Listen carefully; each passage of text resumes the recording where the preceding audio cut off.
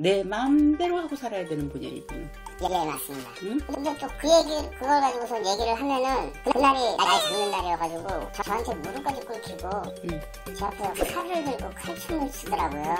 뭘 꿇으란다, 꿇어요? 칼춤 추듯이 칼을 막 흔드니까 제가 솔직히 말씀드리면 무섭습니다. 무서워요. 네. 네.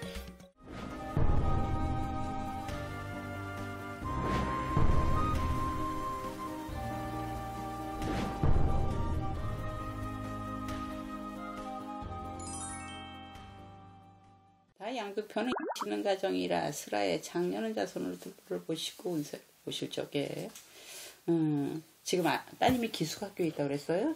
예, 맞습니다. 이 부분은 우리 대주님도 사람이 인정도 있고 착하기도 하고 응? 근데 기센 마누라를 모시고 살아서 기센 마누라 내 마음대로 하고 살아야 되는 분이에요, 이분은. 예, 맞습니다. 응? 그래서 내 위에 사람이 없대요, 마누라가. 결혼 전에는 그러지 않았거든요. 숨긴 겁니다. 숨긴 거고, 우리 대주님이 사람 자체가 심상이 착해. 응? 네. 긍정 마인드도 많고. 근데 이제 우리 같은 경우에 술을 한 잔 먹으면 다른 영혼이 올 텐데, 그분이 올 텐데 다른 사람이 온다 이거예요. 아니고.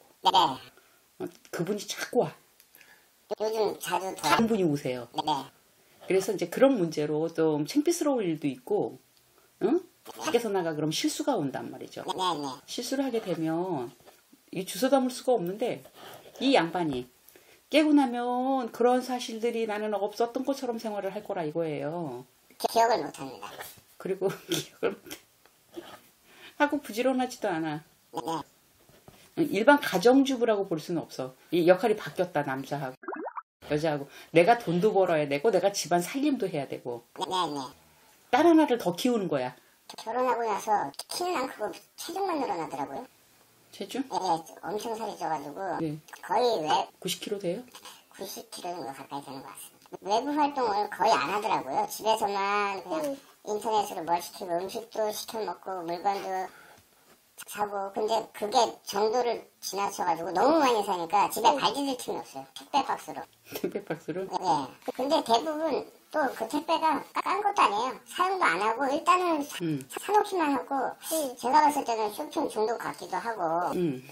근데 또 그걸 가지고서 얘기를 하면은 그날이 날 잡는 날이어가지고 심지어는 심한 경우에는 저한테 무릎까지 꿇히고 제 앞에서 칼을 들고 칼춤을 추더라고요. 뭘 꿇으란다, 꿇어요? 일단 칼을 들었으니까 왜 안 돼요? 이게 90kg 가까이 되다 보니까 그렇게 쉽게 제압은 안 되고 몸싸움을 하게 돼야 되니까 제압을 하려면은 네. 그러지 않으려고 이렇게 대화로 하려고 하다 보니까는 뭐 가끔은 무릎을 꿇는데 제가 만약에 무릎을 안 꿇고 말 안 들으면은 저 말고 나머지를 다 부셔버리니까 집에 있는 살림들을. 아, 조용하자고 꿇어주는구나. 네. 맞춰주는 거야. 네. 착한 남자야. 가정의 평화가 아니라 집안 살림을 위해서 무릎을 꿇을 수밖에 없어요. 돈이니까. 네, 다 돈이니까. 네네. 근데 그러고 나면은 눈이 바뀌어가지고 눈빛이 바뀌어가지고 저 사람이 제정신인가 싶게 칼을 들고서는 막 칼춤 추듯이 칼을 막 흔드니까 너무 위협적이어가지고. 네네. 솔직히 말씀드리면 무섭습니다. 무서워요. 네. 그게 웃음소리도 그렇고 너무 기괴해요. 이게 제가 여태까지 같이 살면서 들었던 웃음소리가 아니라 전혀 낯선 웃음소리, 기괴하다라는 느낌이 들 정도로. 네네. 그러다 보니까는 이게 솔직히 이렇게 말씀드리긴 그래서 귀신이 들린 건가 싶을 정도로. 영혼이 점령을 했나 싶어서. 네. 그래도 다른 누가 왔나 싶어가지고 무섭기까지 하니까. 아니, 근데 이 여자분이 네. 칼춤을 춘다? 예. 무섭게 보이려고 그러는 것 같습니다. 제압을 하려고. 맞습니다. 그 대신 술 먹을 거고. 왜냐면 게을러요, 이 양반. 네, 많이 게을러요. 딱딱하기 싫어요. 네네. 그리고 씻는 것도 잘 안 씻을 거예요. 심할 때는 속옷도 일주일씩 입어요. 빤스를 갈아입지도 않고 일주일씩 입고 그러더라고요. 개념이 좀 없을 건데, 이분이. 근데 이분은 이제 본인 성향도 그렇지만 그 전에 연애할 때는 달라요 이러잖아요. 네네. 그리고 이제 집안에 이렇게 어르신이 돌아가시고 자리 보존하다 돌아가시고 혼신이 가시고, 응? 네. 그러고 나서 전혀 다른 행동을 하는 경우도 많아요. 응? 그러니까 이런 걸 잘 모르시잖아요. 그렇죠. 영혼이 지질 않고 착하단 말이에요. 그런 영향도 좀 받고 있고요, 이분은. 네. 그렇다고 해서 신은 아니에요. 무당은 아니에요. 네. 응? 그래서 본인이 지금 이제 술을 한 잔 먹고 이렇게 기억을 못하고 그런 난폭한 행동을 하고 하는 거는 네. 뭐 자라면서 그 봤던 습도 있을 거고, 응? 아버님이라든가 이렇게. 그래서 제가 보기에는 개인 성향인 것도 있고 조상의 영향도 있고 그렇습니다. 그래서 제가 보기엔 그래요. 이 양반이 미친 것도 아니에요, 지금. 네, 미치진 않았습니다. 미친 것도 아닌데 자기한테 싫은 소리를 하거나 가르치려고 그러면 되게 화를 낼 거예요. 그리고 이제 분노를 참을 수 없으니까 욱하겠죠. 조절을 못하는 것 같아요. 네네. 네. 그럴 땐 무섭게 해주기 위해서 그런 어떤 도구를 이용하는 것 같거든요. 칼 그럼 일반 사람 무섭잖아요. 네, 무섭습니다. 권위적이고 그랬던 가부장적인 그런 아버지의 영향이라든가 그런 것들 나도 모르겠어요. 수비되어 있는 것들. 해서 집안에 이렇게 안 좋은 일이 있고 혹시 상이 나지 않으셨나 이번에 한 4년 전? 4년 전? 네. 더 심해진 것 같지 않으세요? 요 근래 들어서 더 심해졌어요. 더 심해지고 네. 그래서 이제 여기는 이제 부모자인데 부모님 네.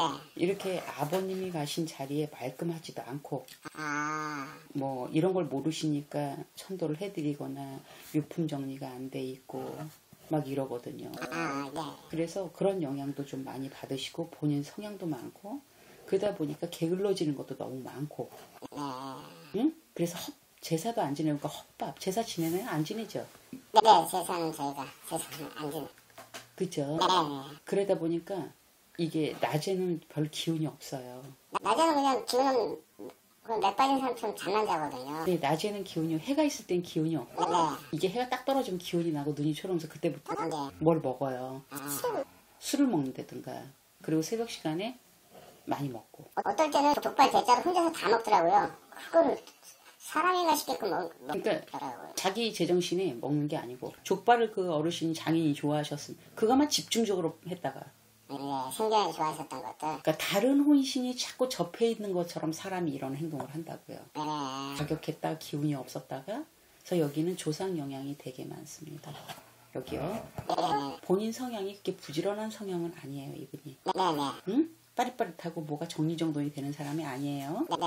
그래서 그리고 이제 그렇게 물건을 쌓아놓는 건 그래야 좀 안심이 돼요. 그러니까 이게 정신병은 아니어도 심리적으로 불안한 상태에 있고 강박관념도 있고 조절도 있고 그러니까 이게 병원에서 좀 약도 먹고 이게 신경이 조금 무딜 수 있는 거라든가 어떤 진단을 조금 받아볼 필요가 있다 이거는. 근데 그렇게 얘기하면 내가 정신병자냐고 화내서 다시 무릎 꿇어야 돼요. 네, 맞습니다. 그래서 이 심리 상담도로 정신과 말고 상담이요. 심리 상담을 좀 받아보자. 네네. 응? 네네. 그래서 이 양반은 정상적인 대화는 완전히 안 통할 거예요. 예. 그리고 이제 이르기 전에도 본인이 하고 싶은 대로 본인 고집대로 하고 하신 분이어서 꺾기는 힘들 것 같습니다. 네. 근데 이러고는 못 사실 거 아니에요. 네, 이러고는 못 살. 안 하실 거예요? 이후는 아무래도 여태까지 같이 살아온 시간도 있고 네네. 또 저 아니면은 또 누가 또 같이 살 수 있는 겁나게 착하시네. 겁나게 착하다. 나가서 혹시라도 나가서라도 그런 짓 하면은 누가 건사합니까 사람을. 그래요. 네. 그럼 고쳐야 되겠어요. 네, 그래서 방법을 좀 찾고 싶어서 고쳐야 돼. 그래서 조상님 제사도 잘 지내야 되겠고, 네네. 응? 네. 천도도 잘 돼야 될 것 같고, 첫 번째는 그 양쪽에서 치료해야 돼. 병원 가서 심리 상담 좀 받으면서, 약을 복용을 하면 약을 좀 복용을 해야 될 것 같고, 일단은 술을 끊어야 될 것 같아요. 술을 먹으면 좀 이성이 좀 더 흐려지죠. 정상적인 사고가 좀 덜 되죠. 네네네. 근데 거기서 술 먹지 마라 잔소리하면 또 꿇어야 돼요. 자꾸 무릎을 꿇어야 되니까. 그런 일이 계속 생겨요. 왜냐면 칼을 드니까. 응? 칼춤을 추고 막 그런다며요. 그게 얼마나 무서우시겠어. 네, 무섭습니다. 그래서 지금 이렇게 혹시 그렇게 신들린 거 아닌가 해서 오신 거예요? 네. 그건 아니고요. 다행이네요. 그건 아니에요. 그래서 여기는 조상님들이 좀 불편하시고요. 네.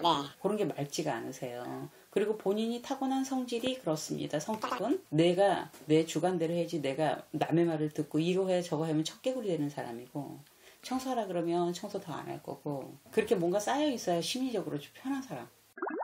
이게 조금 트라우마가 있는 거죠. 네. 그래서 병원에서 조금 상담을 받아보시는 게 어떤가 싶은 생각이 듭니다. 그래서 제가 보기에는 우리 대주님이 착하셔서 이혼은 안 하고 살 거라고 하니까 네. 이대로는 안 될 것 같습니다.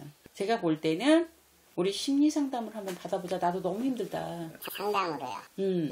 나도 좀 받아보고 너도 받아보자 이렇게 돼야 돼요? 네네. 같이 받는 걸로 해서. 혼자 너만 받아 그러면은 또 그럴 때 머리가 비상합니다. 네. 머리가 팡 돌아가요. 네네. 그 잔머리 쓴다가 또 혼나요. 응? 힘들다 해서 맨정신일 때 한번 그렇게 해보시면 어떨까 싶어요. 그리고 이제 다행히도 자손이 기숙사에 가 있다니까 다행이에요. 네. 이런 걸 안 봐서. 네.